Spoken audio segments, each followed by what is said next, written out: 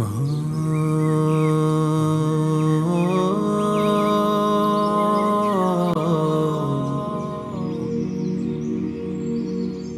باللہ من الشیطان الرجیم، بسم اللہ الرحمن الرحیم۔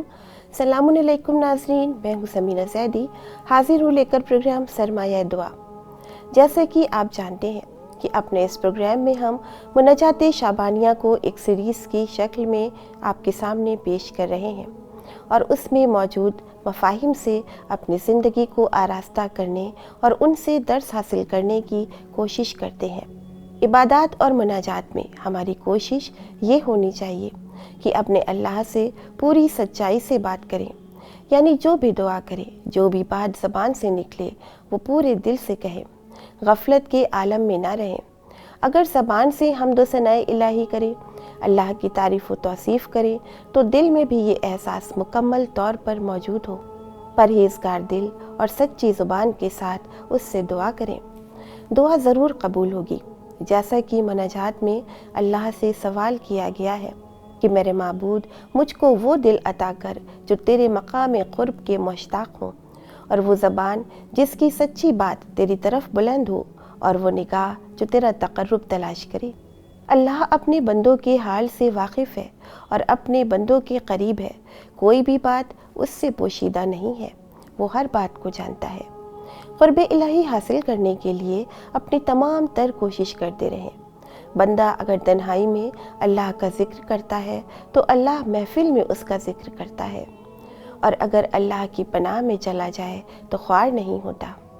جیسا کہ مناجات میں ہے، میرے معبود جو تیرے ذریعے معروف ہوا وہ بے نام نہیں ہوا، اور جو تیری پناہ میں آیا وہ ذلیل نہیں ہوا، اور وہ جس کی طرف تو نے توجہ کی وہ دوسرے کا بندہ نہیں ہوا۔ کبھی کبھی ایسا بھی ہوتا ہے کہ شیطانی وسوسے دل کو سیاہ اور دین کو تباہ کر دیتے ہیں، بس ہمیشہ ہی شیطان کے شر سے پناہ طلب کرتے رہنا چاہیے۔ ہمیں یہ یقین رکھنا چاہیے کہ غلط فکر اور خیالات شیطان کی طرف سے ہوتے ہیں۔ نیک تصورات الہی فکر کے لیے کوشش بھی کریں اور دعا بھی کریں۔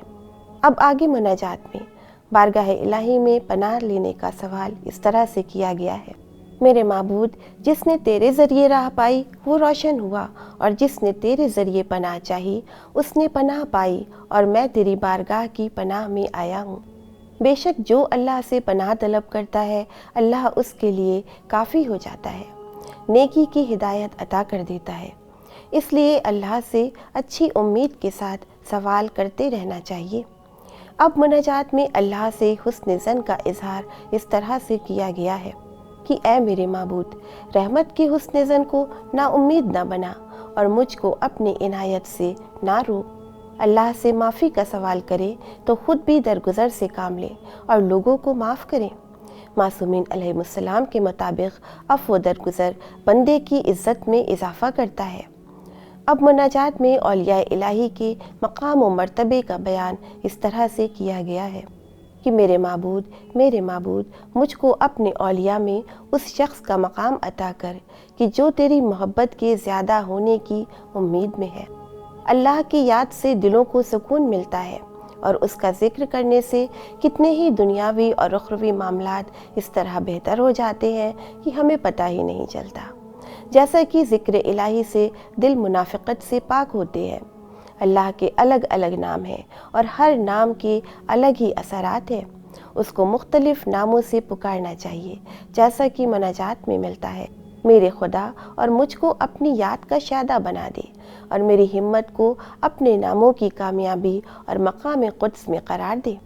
بس چاہیے کہ دل میں ہر وقت خدا کی یاد رہے۔ جو بھی کام کرتے ہوں قربت الہی کی خاطر کریں۔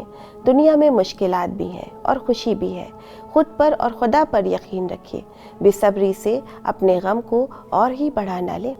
مشکلات کو دور کرنے کے لیے کوشش کرتے رہیں، تبدیلی کے لیے کوشش کریں۔ خدا اس وقت تک قوم کی حالت کو نہیں بدلتا جب تک وہ خود ہی اپنی تبدیلی پر آمادہ نہ ہوں۔ اپنی غلط نفسانی خواہشات اور غلط فکر پر قابو کریں، دنیا کے حریص نہ بنیں، آخرت کے لیے کوشش کرتے رہیں۔ جب ہم آخرت کے لیے عمل انجام دیتے ہیں تو اللہ دنیا خود ہی عطا کر دیتا ہے۔ جو بھی گمراہی سے اللہ کی طرف لوٹے اللہ اسے ہدایت عطا کر دیتا ہے۔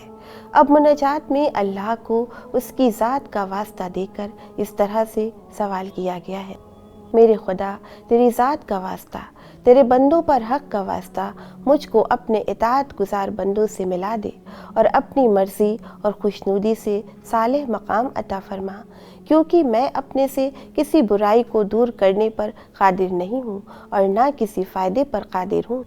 مناجات کے ان الفاظ میں ہم نے دیکھا کہ اللہ کے قرب کا سوال ہے، اس سے پناہ طلب کی گئی ہے، حسن ظن، اللہ سے محبت اور اولیاء الہی کے مقام تک پہنچنے کی خواہش ہے، اور مرضی الہی سے صالح مقام پا لینے کی دعا ہے، کیونکہ اللہ تمام معاملات پر قدرت رکھتا ہے۔ دعا و مناجات عبد و معبود کے آپسی رابطے کو مضبوط کرتی ہے۔ دعا کے ذریعے بندہ اللہ کی رحمت کا حقدار ہو جاتا ہے۔ بندہ جب چاہے مالک سے اپنی باتوں کو دعا کے ذریعے منوا سکتا ہے، لیکن کیونکہ یہ معاملہ عبد و معبود کا ہے، اس لیے بندہ مالک کو مجبور نہیں کر سکتا۔ دعا کی قبولیت میں مالک کی شرائط ہوتی ہے، اور مالک پر اپنی دعاؤں کے لیے زور ڈالنا شان بندگی کے خلاف ہے۔ بس چاہیے کہ اللہ پر یقین کے ساتھ دعا و مناجات کریں۔ مناجات شعبانیہ ضرور پڑھیں، دعاؤں میں مجھے بھی یاد رکھیں۔ اسی کے ساتھ ہمارے پروگرام کا وقت ختم ہوتا ہے۔ اجازت دیجیے، انشاءاللہ پھر ملیں گے، تب تک کے لیے خدا حافظ۔